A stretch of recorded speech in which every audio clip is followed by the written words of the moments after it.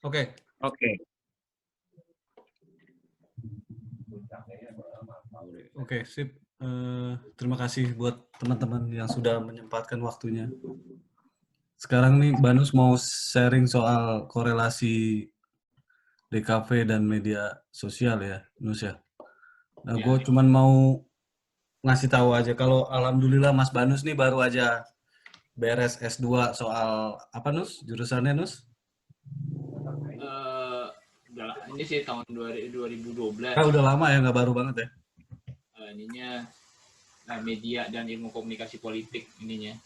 Eh, karena dulu pas lagi di mana di konsultan politik, ya mau nggak mau kita harus belajar banyak karena bosnya itu cara berpikirnya cepat, tek tek tek, jadi dia berpikirnya tuh bisa 10 langkah ke depan, jadi kita harus ngikutin dia, nggak bisa satu dua tiga, nggak bisa. Jadi gimana caranya, ya udah kita harus banyak belajar. Jadi ya udah, ngambil salah satunya, ngambil kuliah itu lagi media, karena dia juga lebih percaya ke saya untuk masalah media. Ya udah, jadi saya lebih ngambil ke arah sana, jadi lebih Ya, ke penjurusan media.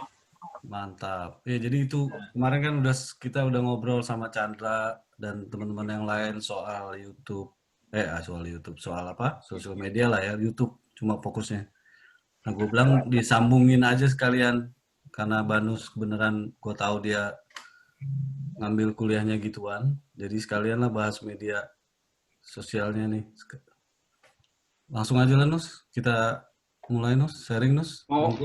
Nus, media sosialnya secara general atau khusus politik? Jenderal kali. Oh, general, oke. Kalau mau politik, kudu ajak Helmi juga. Ntar dia minta ulang lagi. Oke, sikat. Monggo, Mas Ya, Banus. jadi kalau DKV itu memang sangat desain komunikasi visual itu sangat luas ya. Jadi kebutuhannya jadi bisa untuk masuk ke berbagai media, khususnya media sosial itu. Ya, kalau yang karena yang saya sekarang ini, saat ini saya lebih dunia saya itu ke dunia post production. Jadi saya lebih banyak belajar ke media untuk sekarang ini, lagi saat ini tahun ini malah lagi gencarnya um, dunia digital. Jadi yang boleh dibilang lagi saat beberapa negara di Asia ini sudah melewati, seperti kemarin saya mendapat kabar Thailand, Malaysia, Thailand, Singapura sudah bisa melewati dunia digital, karena itu membuat anjlok harga-harga juga sih. Jadi kayak misalkan yang tadinya, misalkan ya, syuting yang harganya tadinya 800 juta menjadi 80 juta, seperti itulah itu yang jadi berubah. Jadi terus kembali lagi, dunia digital itu memang sekarang ini lagi marak karena seperti ada YouTube, Twitter, terus Instagram. Nah, semua itu orang bisa berjualan dari rumah pun, orang ibu rumah tangga pun bisa berjualan. Jadi tapi di situ juga dibutuhkan juga kreativitas. Jadi jualan dibutuhkan uh, desain komunikasi visual, gimana jadi uh, menjual. Jadi ada strategi-strategi untuk pemasarannya, untuk menengah atas, menengah dan bawah, karena juga tidak semua desain komunikasi visual yang bagus belum tentu orang suka. Jadi desain komunikasi visual sebuah karya yang bagus belum tentu orang yang melihatnya suka. Karena yang saya alami, saya pelajari dari pengalaman saya bekerja, si pemilik produk itu kita sudah membuat desain yang lebih bagus, editing untuk yang bagus, udah semua orang pun, agensi suka, dari orang PH pun suka. Terus tiba-tiba kita kembalikan ke pemilik produk, nggak suka. Dia panggil istilahnya orang-orang yang dia tuju. Misalkan ini produk untuk menengah ke bawah, dia dipanggil orang-orang yang kira-kira seperti kelompok-kelompok menengah ya, bukan menganggap mereka rendah. Jadi tapi misalkan kayak OB atau supir dipanggil. Menurut kamu ini kamu nangkap nggak? Nggak. Iklan cabut. Saya nggak mau. Berarti dirombak lagi, gimana kita membuat sebuah karya yang kreatif, tapi yang akhirnya tidak semua karya desain komunikasi visual itu harus bagus, tetapi pas di saat dipasang atau ditayangkan di media sosial itu karya tersebut menjadi daya tarik orang yang dituju, atau misalkan sebuah barang ibu-ibu atau menjual sebuah barang yang ditujukan kepada ibu-ibu. Nah, ibu-ibu itu suka. Ya seperti itulah yang saya alami. Jadi banyak kegiatan. Jadi apa yang saya buat, kadang saya buat jelek, bukan jelek, jadi buat biasa, tapi menurut orang lain bagus, dan pas ditayangkan itu produk yang hasil menurut risetnya penjualan meningkat. Jadi adalah mungkin Bapak Chandra tahu yang produk-produk dulu yang kita pernah kerjain dari PTE, mungkin Pak Chandra tahu lah itu. Jadi kita buat tadinya sebagus mungkin, tiba-tiba diacak oleh pemiliknya agar tujuan untuk masuk ke media yang dituju itu menjadi menarik, menjadi masuk sasaran dan menjadi menarik pembeli. Nah, terus korelasi si DKV sendiri itu pada media sosial itu banyak sekali ya, jadi sangat luas banget, jadi tak terhingga ya. Seperti sekarang itu misalkan DKV sendiri, kalau yang dituju yang di bidang saya itu di post pro lebih ditujukan kepada YouTube, Facebook, terus Instagram. Jadi editing video itu lebih masuk ke YouTube. Jadi kayak membuat iklan-iklan pada YouTube dan kayak Facebook, dibuat singkat, padat, tapi menarik perhatian. Seperti itu yang saya ingin. Mungkin ada pertanyaan dari rekan-rekan sekalian, atau ada yang mau dipertanyakan dengan saya, karena ini yang ilmu yang saya terima dari pengalaman sih ini gitu.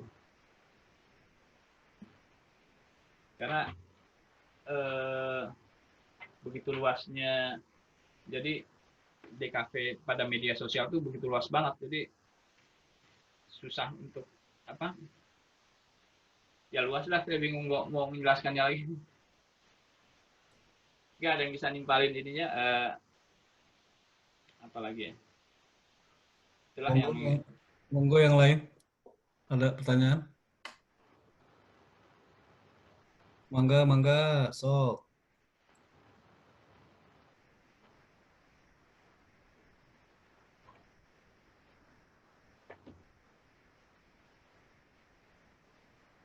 Paling pengen nambahin dikit aja ya.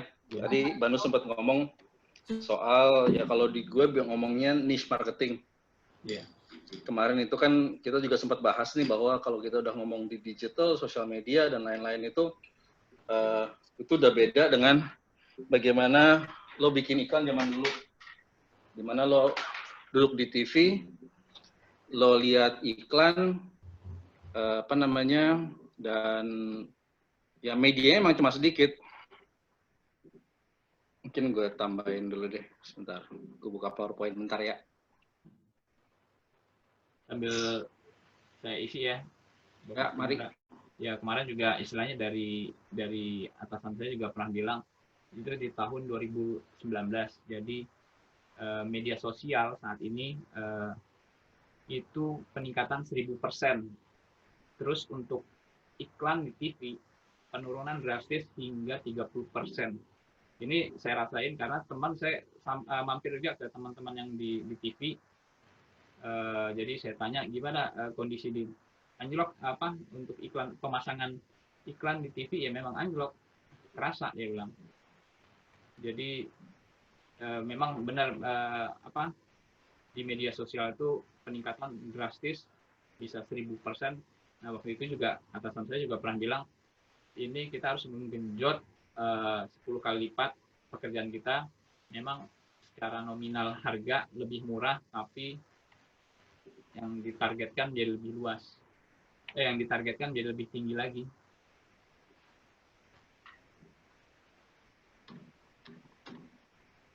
Nah ini sih yang mau gue omongin sih tadi. Mungkin dulu itu media tuh kecil ya.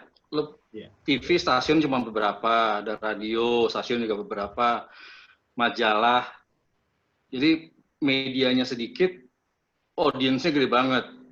Sedangkan sekarang medianya banyak banget, ya. Nggak cuma TV, nggak cuma radio, nggak cuma ya majalah, bahkan udah mati gitu kan.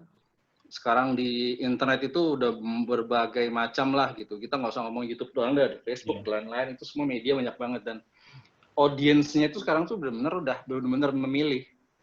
Maka tadi yang benar tuh apa namanya, yang Banus bilang itu dulu bikin ads itu kita benar-benar yang ini suka, yang ini belum tentu suka, yang ini suka. Nah, kalau dulu kan sistemnya di TV itu namanya ada A/B testing ya.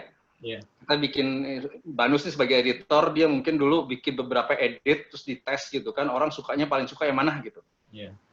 Kalau sekarang udah benar-benar bukan A/B testing lagi, kita benar-benar bikin spesifik dengan iklan yang sama, syuting yang sama, editan untuk sopir, tukang sayur, terus ibu-ibu rumah tangga. Benar-benar udah benar-benar niche. Jadi iklan, jadi hasil dari satu syuting itu bisa jadi keluar beberapa format, dan itu bisa secara custom nyampe di masing-masing target market. Kalau dulu kan TV yang muncul di TV ditonton semua orang. Sekarang kamu nonton di YouTube Google itu udah ngelihat kamu tuh siapa, sukanya apa, ngeluarin iklannya sesuai kesukaan kamu. Jadi nanti iklannya keluarnya iklan yang dibikin Banus versi A atau versi B, disesuaikan dengan kepribadian atau dia searchingnya apa. Gitu. Ya itu benar, itu boleh nambahin. Jadi kejadian yang kayak kemarin pas Lazada yang gue bikin, jadi pas kemarin tuh bikin sampai berapa puluh versi, yang Indonesia berapa versi, Vietnam berapa versi, jadi beda-beda, jadi banyak banget versinya. Jadi anak muda yang gayanya beda, terus yang buat orang dewasa, ibu-ibu, anak kecil beda lagi. Itu memang benar, jadi kerjaan yang benar-benar repot banget, kerasa itu.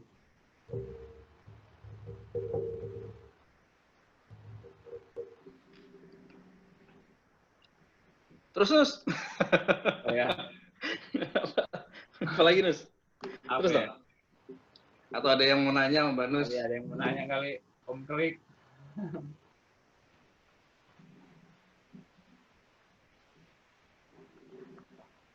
Sorry, ya kalau saya sih baru, ya meskipun dulu pilot project-nya kalau waktu gua bikin ngobat itu lumayan lah, tapi sekarang udah gua tinggalin ngobat bareng Budi Dalton. Sekarang gua pegang Ustadz Evi sama ya baru talent lokal sih, tapi lumayan. Kalau setelah sekarang malah pencerahannya lebih keren lagi gitu. Thanks Mas Chandra, thanks Andi Banus. Kalau saya kan dulu di akademi saja nongkrong gitu. Sekarang nyobain praktek ternyata anjir di luar udah sangat gila gitu. Terima kasih sharingnya gitu. Kang Klik itu benar sih, yang waktu itu saya memang udah lihat yang Ustadz Evi bagus. Saya juga waktu itu mah rutin, jadi nonton tiap hari yang jadi setiap kalau ke kantor saya tonton tuh Ustadz Evi. Yang bagus-bagusnya ada positif dan negatif buat saya kan. Jadi tiba-tiba ada kejadian yang tadi Kang Klik bilang, yang ada diserang lah, ya saya kurang tahu serang dari mana, tapi memang sih pasti ya benar kata Chandra, haters itu pasti malah ngangkat dia jadi naik jatuhnya.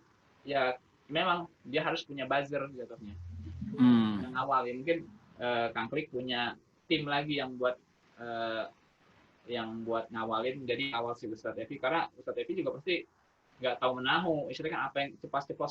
Kadang kayak kita bercanda seperti ini, bercanda-bercanda tiba-tiba masuk ke YouTube ada salah satu kata kita yang di-cut, viralkan, Ya. itu yang agak bahaya. Kasihan memang jadi si. Nah, kalau yang kayak gitu dulu kerjaanku, Kang Kelek. Jadi dulu aku tuh kan emang crisis management, manajemen krisis.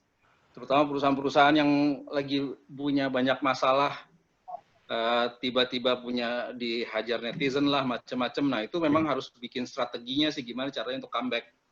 Jadi nggak cuman memang semerta-merta tadi gue bilang ada ombak, naikin aja ombaknya. Bener itu naikin ombaknya, cuman kita juga harus ada strateginya nih, gimana caranya supaya ya udah naik ombak nggak jatuh ke ombak juga gitu.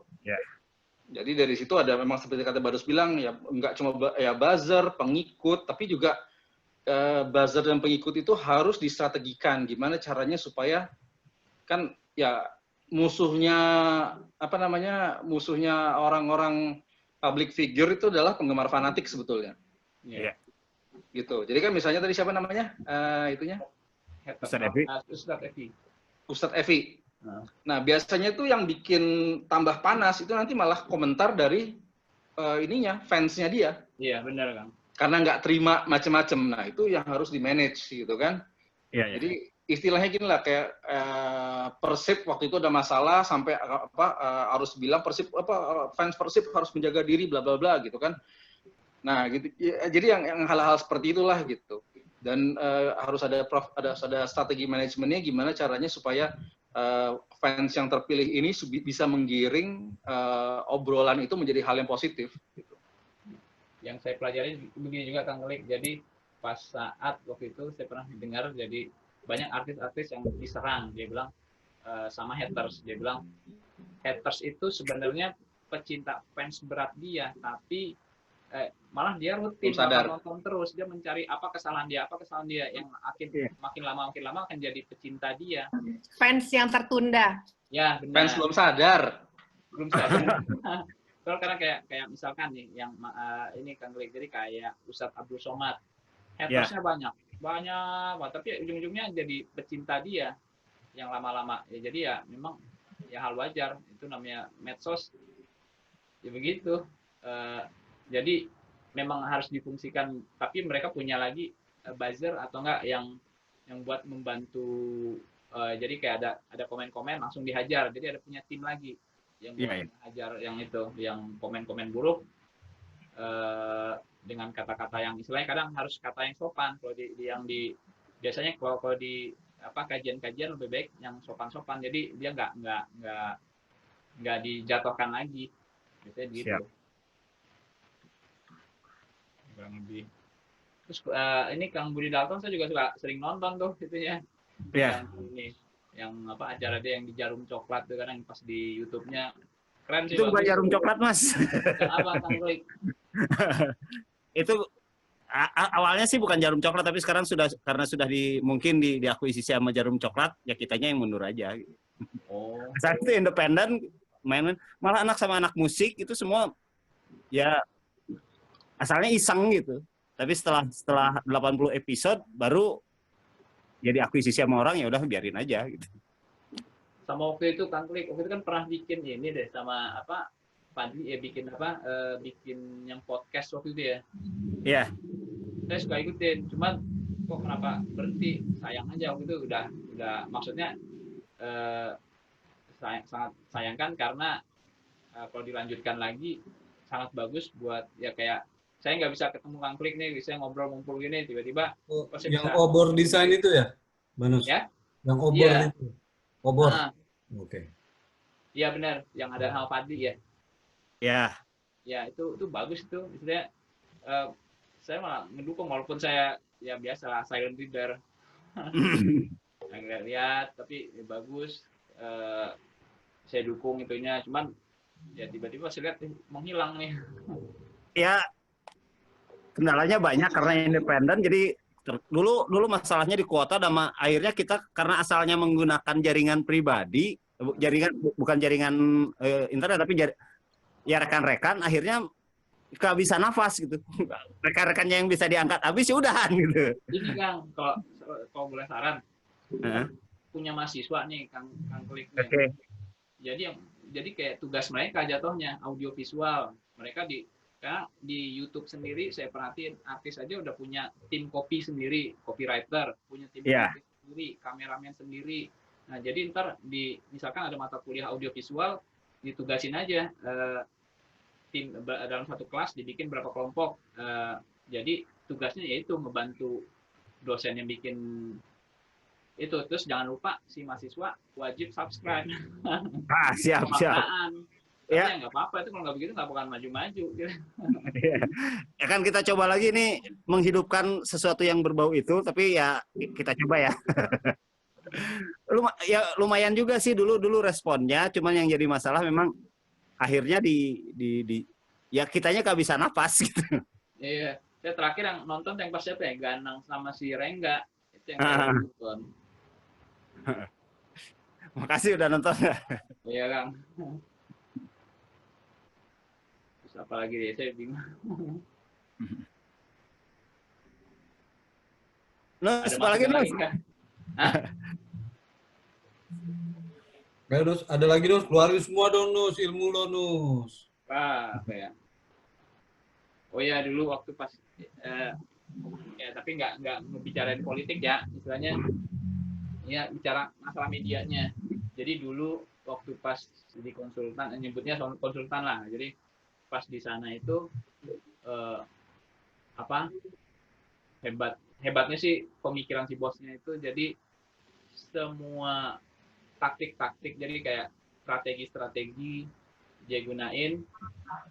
Jadi dari handphone orang, jadi untuk membicarakan sebuah target, misalnya sebuah kampanye.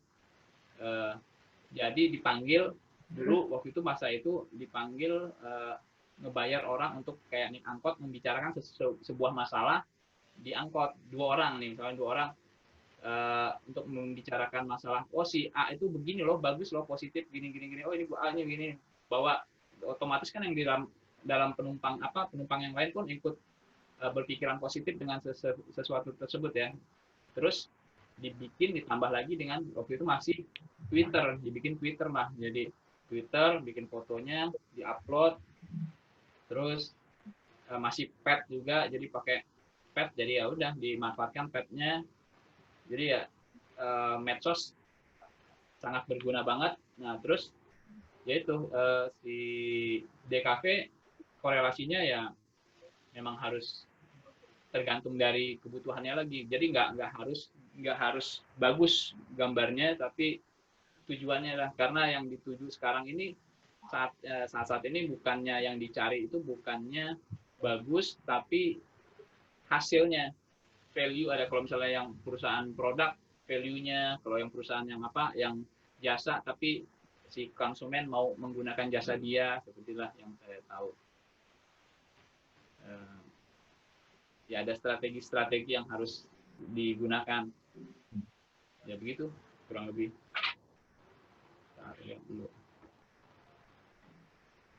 Maksud lo nggak harus bagus tuh gimana Nus? Bisa ini nggak? Si karya kita itu nggak harus, sekarang ini DKV itu nggak harus bagus, tapi kreatif. Ya maksudnya definisi bagus tuh maksudnya apa sih? Definisi kan ada apa dia jago gambar atau apa gitu? Nah iya, kayak kita bilang oh kita ngeliatnya gambarnya bagus, tapi orang lain nggak ngerti gitu loh. Jadi gambarnya, ya paham sih. Cara pemahaman orang yang ditujunya, gambar apa sih ini? Ya kayak orang gambar abstrak, hanya si pelukisnya dan penikmatnya doang, tapi orang lain sekitar itu nggak ngerti. Nah, seperti itulah. Ya betul sih. Kan kayak kalau dulu kan kesannya tuh kuliah di kafe tuh gambar harus bagus banget gitu. Yeah. Padahal kan sesuai dengan namanya desain komunikasi visual itu kan lebih kepada yang penting orang paham. Iya, benar. Yang lihat kita karya kita tuh paham kita mau ngomongin apa. Iya. Gitu. Komunikasinya tersampai. Makanya namanya desain komunikasi visual, bukan seni lukis atau apa gitu kan. Nah, waktu itu pas di konsultan juga kasusnya juga sama kok, gambarnya jelek, bilang. Saya bilang aja, bos ini gambarnya jelek, bilang gini, sudah jangan pikirin jeleknya, tapi orang lain itu ngerti apa yang dimaksud. Terus data yang istilahnya datanya itu benar, dia bilang, jangan bohong, datanya jangan bohong-bohong karena itu berbahaya dengan hasilnya dia nantinya, karena kalau udah bohong udah berantakan semua. Ya, kalau saya perhatiin sih memang DKV sekarang sudah agak banyak yang bergeser. Justru yang melupakan di elemen keduanya itu komunikasinya hampir tidak ada. Yang penting gambarnya bagus, Nah, visualnya itu. keren, komunikasinya sih belakangan. Nah, itu yang sedang berusaha saya dobrak. Wah, justru yang intinya, karena kalau biar kita tidak terjebak di desain grafis, ya kita komunikasinya harus tersampaikan. Justru itu yang unsur strategi komunikasi, bagaimana Kalau itu yang lihat inilah sekarang komik-komik anak muda sekarang gitu kan, ya mereka bikin komik strip ya gitu. ya. Itu yang laku itu malah gambarnya jelek-jelek. Iya. Karena apa? Pesannya nyampe, pesannya pinter, bikin orang mikir kayak komik apa Grontol, apalah macam-macam lah gitu. Juki yang cuman begitu doang gitu kan.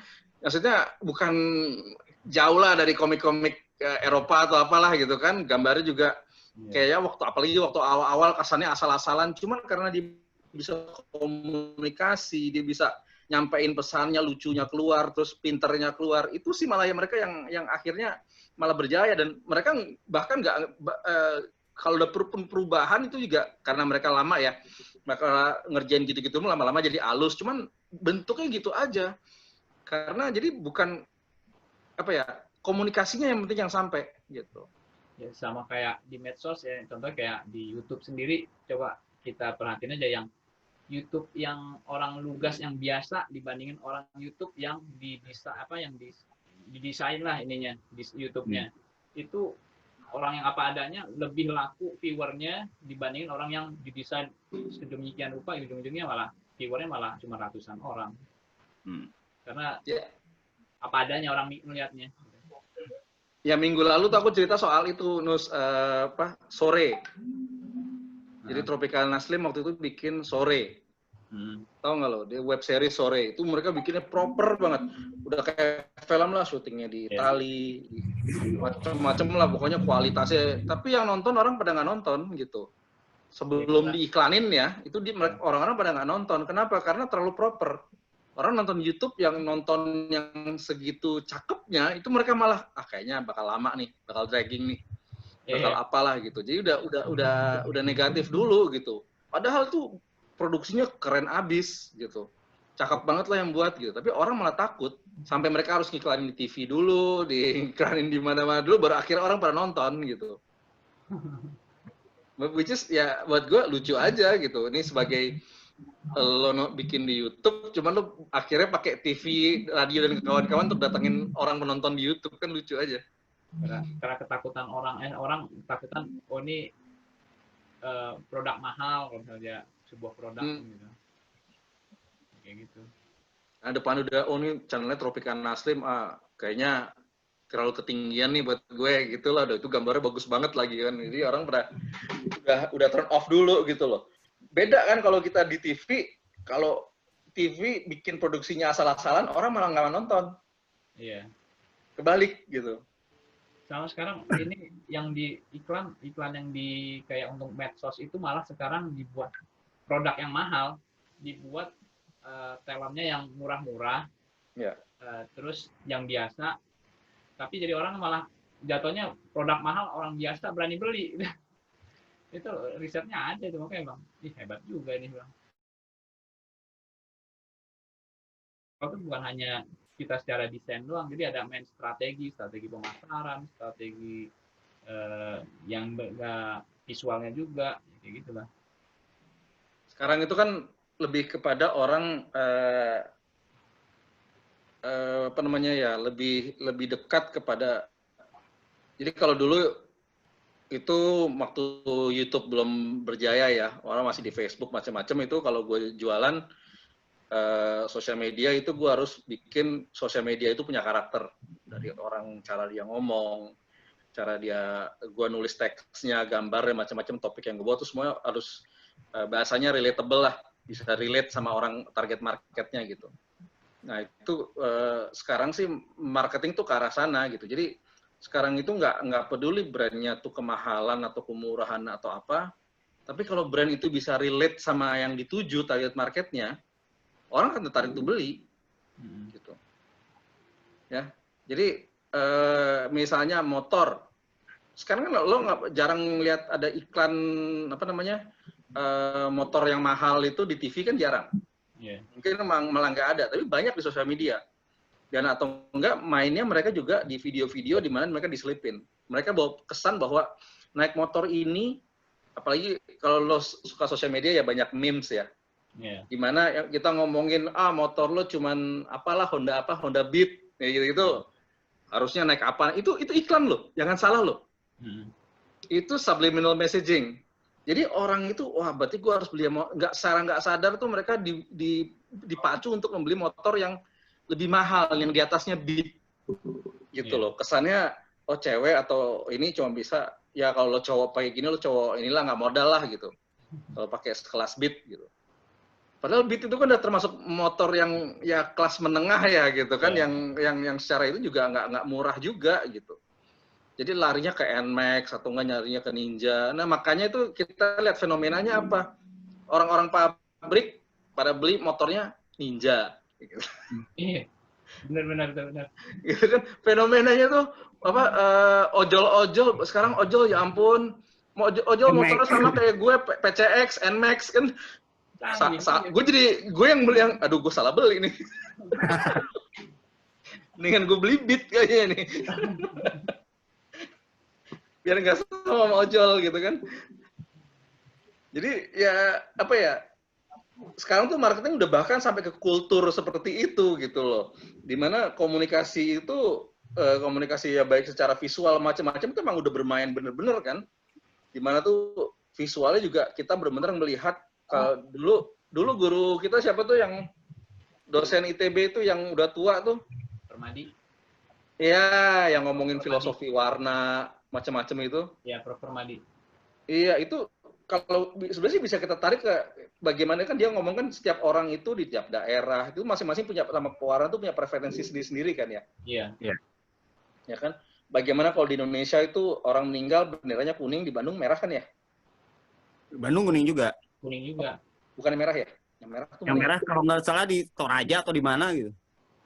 Jadi setiap orang, nah gue inget dulu juga bahwa gudang garam itu di Kalimantan itu paketnya biru karena orang nggak suka paketnya merah gitu kan.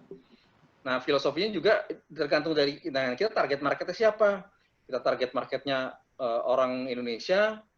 Kemarin gue sempat ikutan ini kan apa namanya pitching dari sebuah ATPM motor. Mereka ngasih lihat bahwa pembeli mereka itu kebanyakan malah orang-orang yang bisa dibilang middle low. Jadi di tengah apa ya, bukan middle up gitu. Pembeli motor-motor NMAX, PCX yang itu tuh malah middle low gitu. Karena apa? Ya apa namanya? Ya mereka pengen kelihatan lebih statusnya lebih tinggi gitu loh. Social climbing itu. Social climbing. Nah, dan juga walaupun begitu mereka sudah juga punya banyak masalah dengan mereka. Apa sih?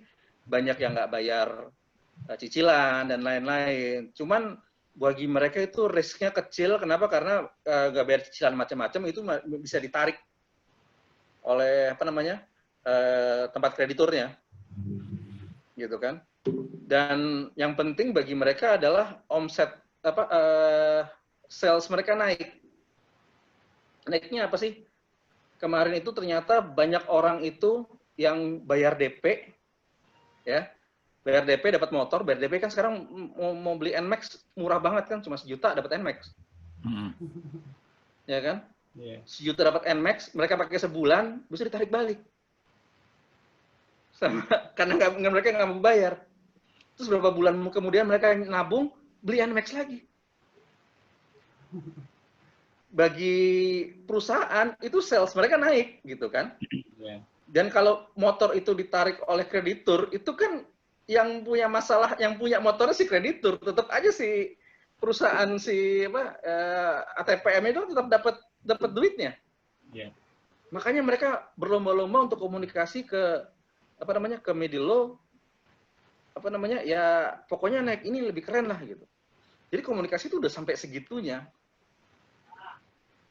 Kalau dikaitkan bahkan kepada ya udah benar disesuaikan lah, kalau kita mau jual motor ini kepada apa ya ngomongnya apa, visualnya apa. Jadi benar-benar di niche marketing banget lah, di custom banget ke setiap konsumen.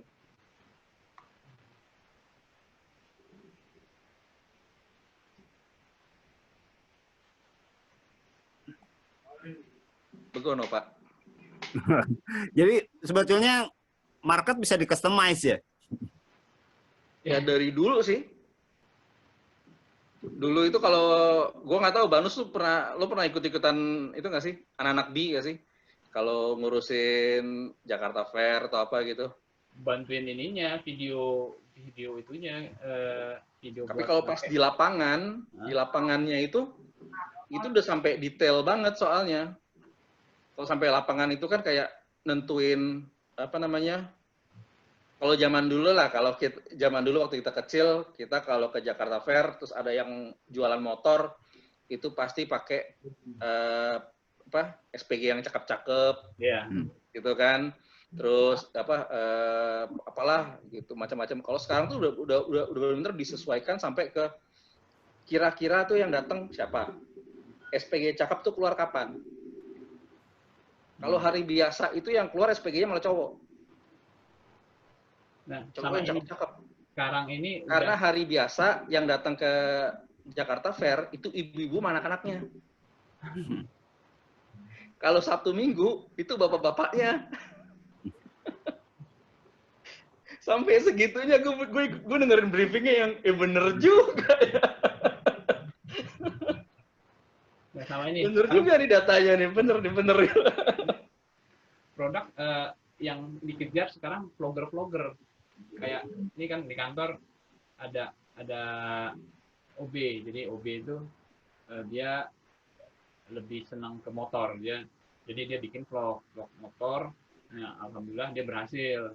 Habis berhasil itu sekarang ini dia dapat endorse dari olinya kebetulan mobile.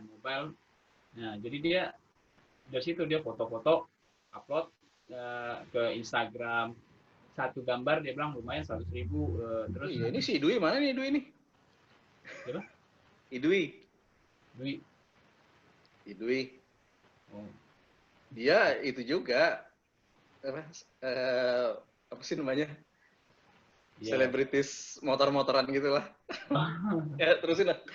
Ya kayak gitu. Jadi dari situ dia cerita, jadi lebih banyak sekarang endorse jadi kayak Yamaha Loop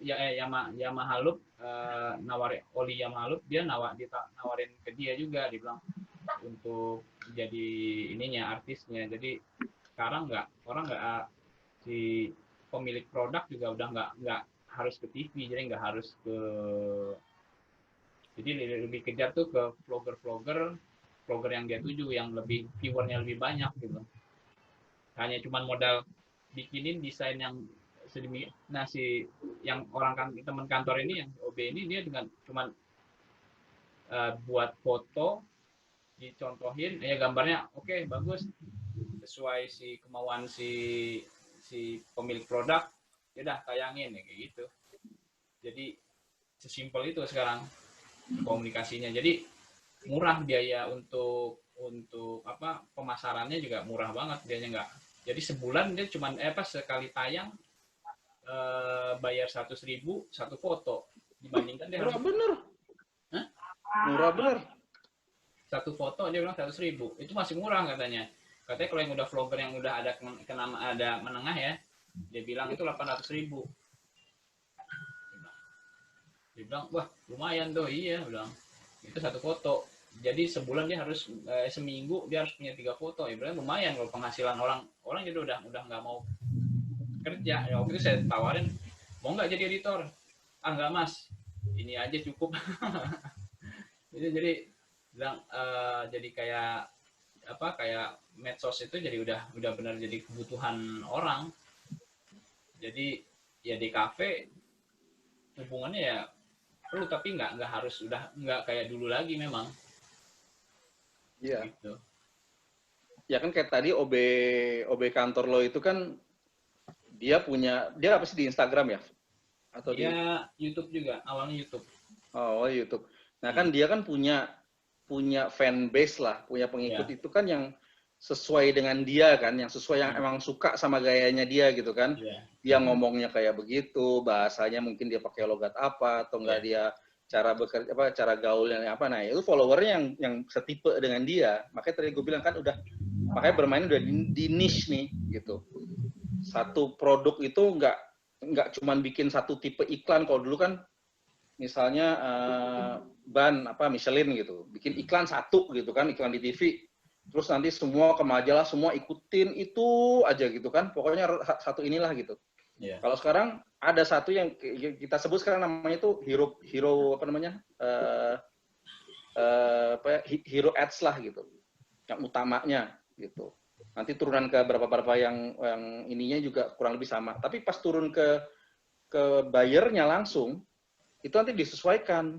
Jadi misalnya, gue mau ngincer orang-orang yang misalnya di daerah Cipayung gitu.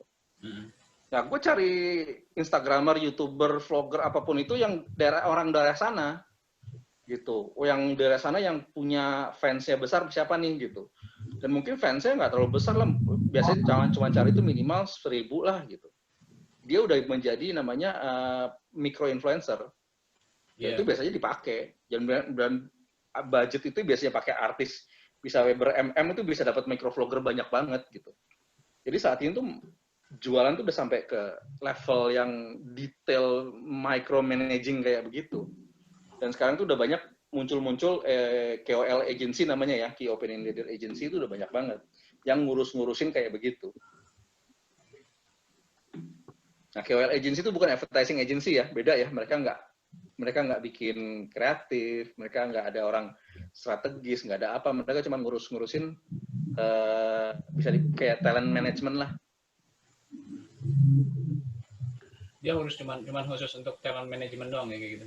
Dia nyariin job, lalu dia datang misalnya ke teman lo itu kan, pakai ini nih gitu. Gue sering pakai itu, mereka kirim ke gue biasanya list tuh orang-orang berapa, harganya berapa per post, berapa lama, nah gitu-gitu. Nah, ya itu KOL agency itu ya cuman ngurusnya ya lebih pada manajemen KOL itu, influencer itu, vlogger dan lain-lain.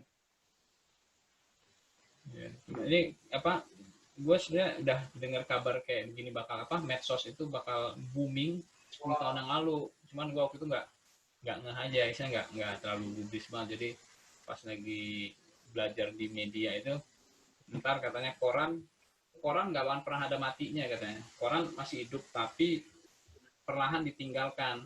Koran ya, TV juga nggak akan mati tapi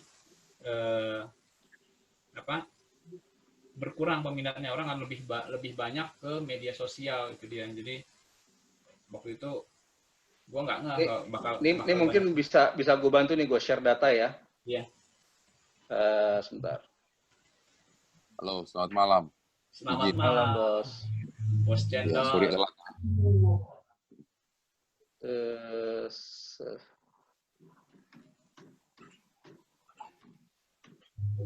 Nah, ini data time spent with media nih. Ya. Ini 2017 kita ngelihat di sini bahwa the average daily use ini untuk di internet yang 8 jam di depan laptop. 3 jam itu di mobile. 3 jam lagi sosial media. Dan ini masih TV ya. TV itu rata-rata 2 jam tahun 2017. Ini turun drop karena di tahun 2014 itu TV rata-rata orang Indonesia nonton 8 jam. Di mulai 2015 tuh turun ke 4 jam. Di 2017 sudah 2 jam. Gitu. Pas kita masuk ke 2018, TV udah nggak ada. Udah nggak masuk hitungan. Yang dimasuk di sini 2 jam itu malah kepada broadcast dan streaming. Ya, average daily viewingnya broadcast dan streaming. TV udah nggak kehitung. Karena TV itu sama streaming bahkan kalah. Ini di Indonesia loh. Ini data yang untuk di Indonesia. Jadi streaming termasuk YouTube dan lain-lain itu masuknya di sini. TV malah udah kalah dengan streaming.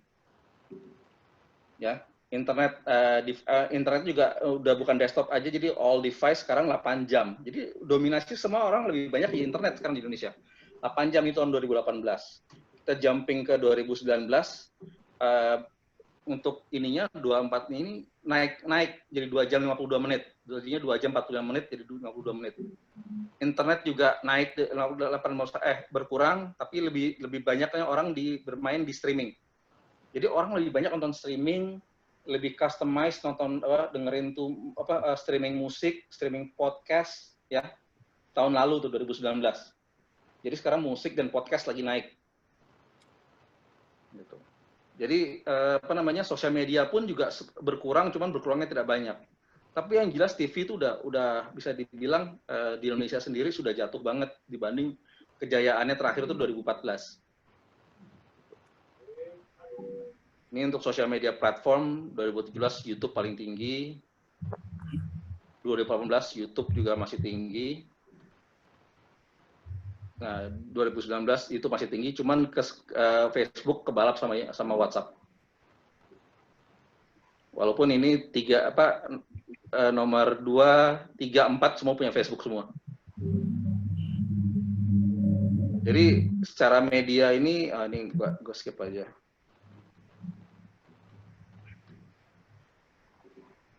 Jadi TV itu emang udah ini banget, udah bisa dibilang sekarang itu bertahan kalau kemarin gue sempat ketemu sama orang Antv itu saat ini kan paling tinggi ratingnya Antv ya. Iya. Nah itu dia bilang kenapa gue paling tinggi karena market gue terbesar adalah immovable object atau objek nggak bergerak. Nah gue tanya maksudnya gimana Pak objek nggak bergerak? Iya saya objek nggak bergerak. Penonton saya itu adalah ibu-ibu sama pembantu-bantu yang sambil masak nonton TV. Sambil motong-motong, sambil nyetrika, itu mereka nggak gerak. Jadi Antv itu besarnya tuh di ibu-ibu membantu. Makanya rating mereka paling tinggi. Karena sambil mereka nyacah-nyacah makanan, sambil nyetrika, mereka nonton TV. Gitu. Mereka soalnya kan tangannya nggak free ya buat ketik-ketik YouTube atau apa gitu kan, jadi mereka nonton TV. Jadi TV itu sekarang sendiri juga struggling gitu. Tapi dan akhirnya mereka masuk ke konten-konten yang ada di YouTube yang jadinya lama-lama TV jadi sampah gitu kan. Iya. Kayak sekarang ada keluarga siapa, aduh. Keluarga artis-artis yang ada di YouTube. Iya, artis nggak mendidik semua begitulah. Tapi itu yang laku, gimana? Iya, karena di YouTube laku mereka pasang di situ gitu kan. Mereka tariknya ke situ, cuma tetap aja. Kalau secara yang nonton itu bukan orang muda lagi, bahkan anak-anak pun nggak nonton. Yang nonton siapa sih? Nonton ibu-ibu. Mereka semua tuh ngejar targetnya ibu-ibu.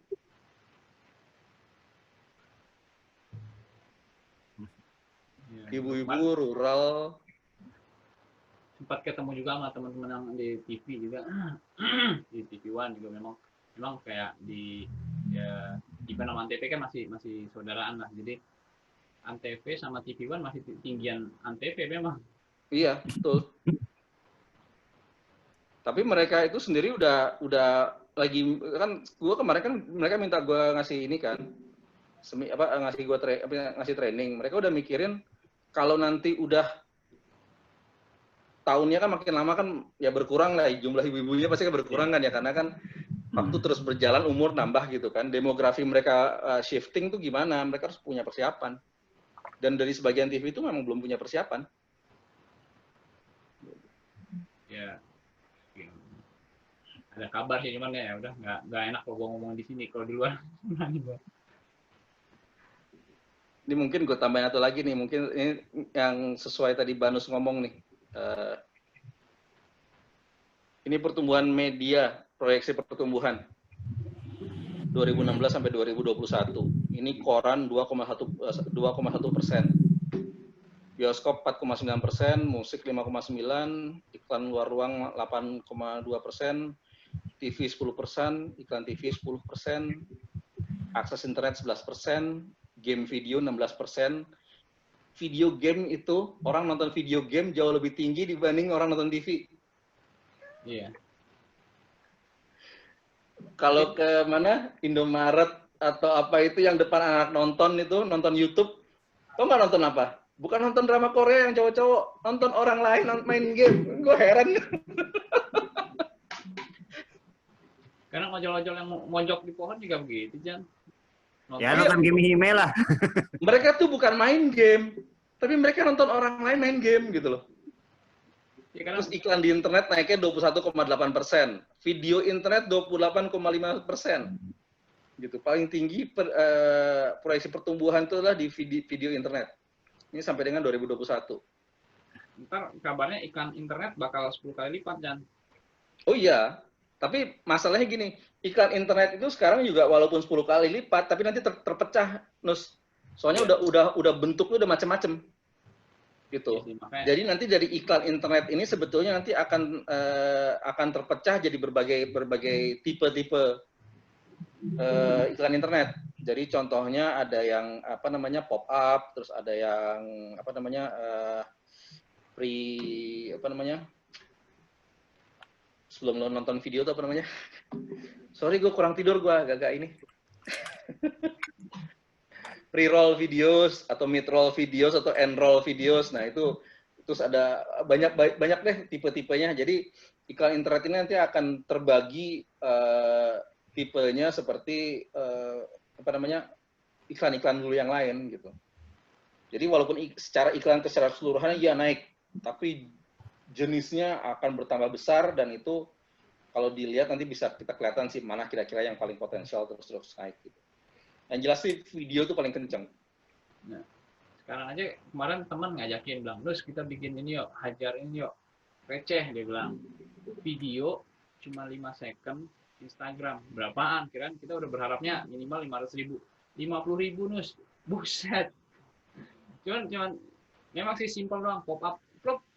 Memang jadi cuman pop up doang, cuman nama misalkan, nama produk makanan buat Instagram 5 detik.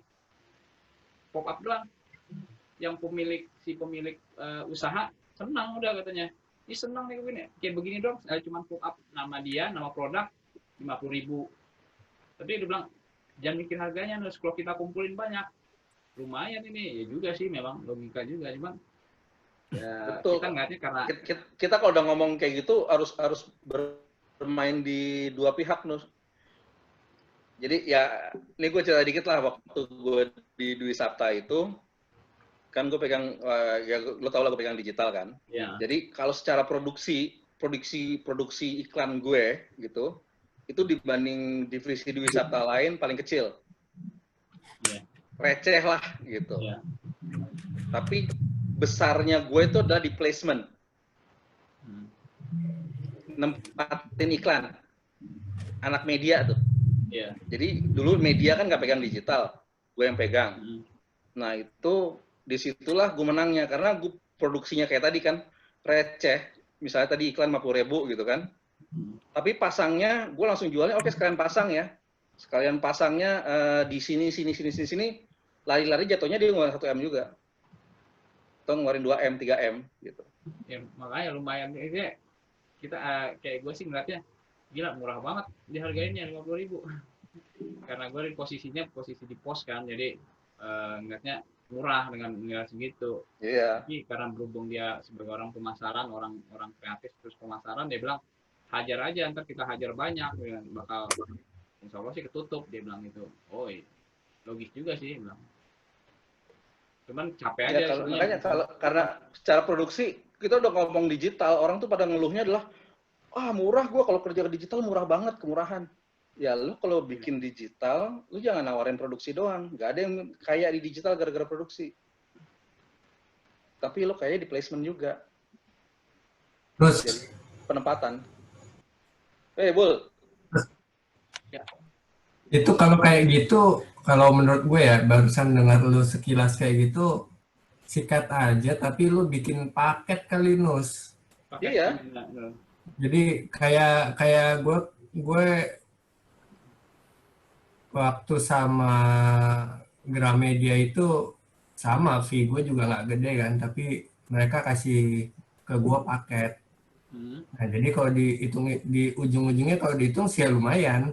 Udah gitu kan kalau paket itu enaknya kan lu template aja. Iya, benar template memang.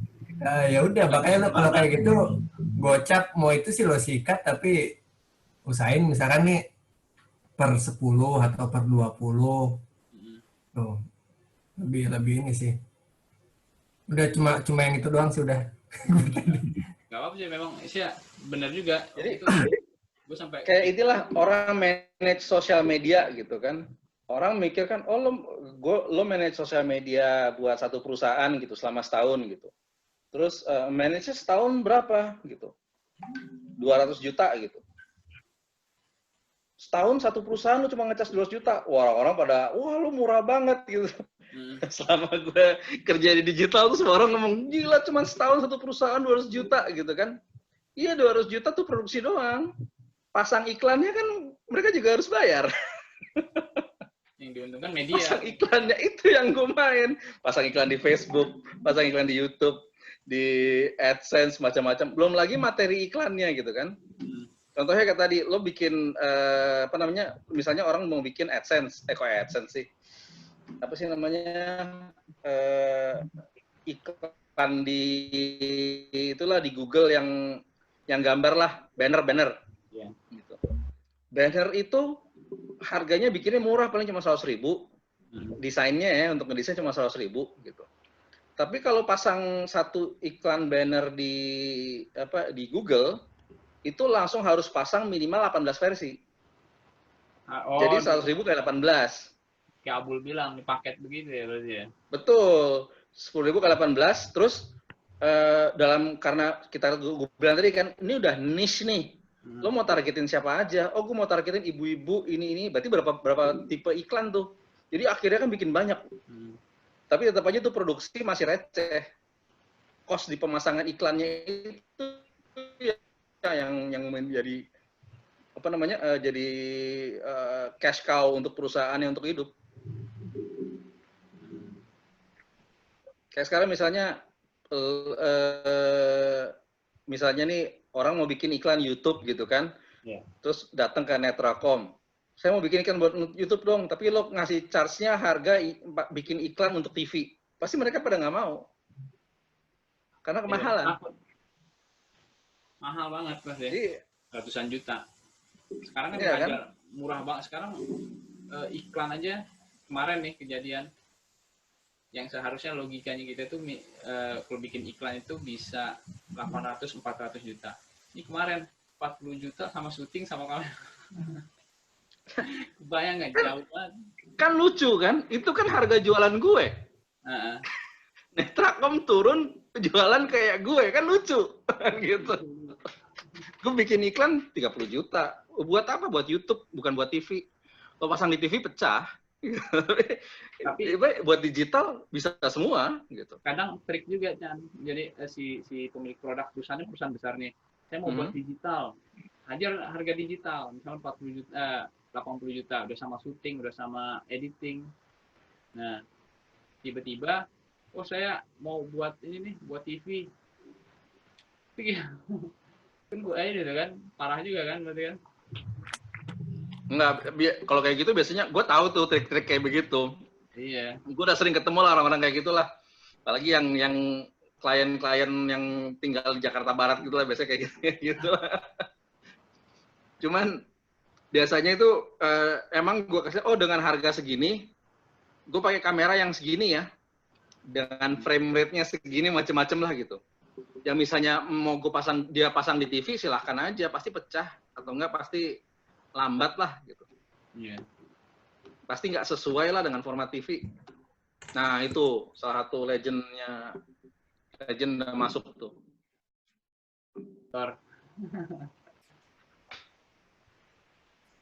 Halo Bu Iin, apa kabar Bu Iin Aminah?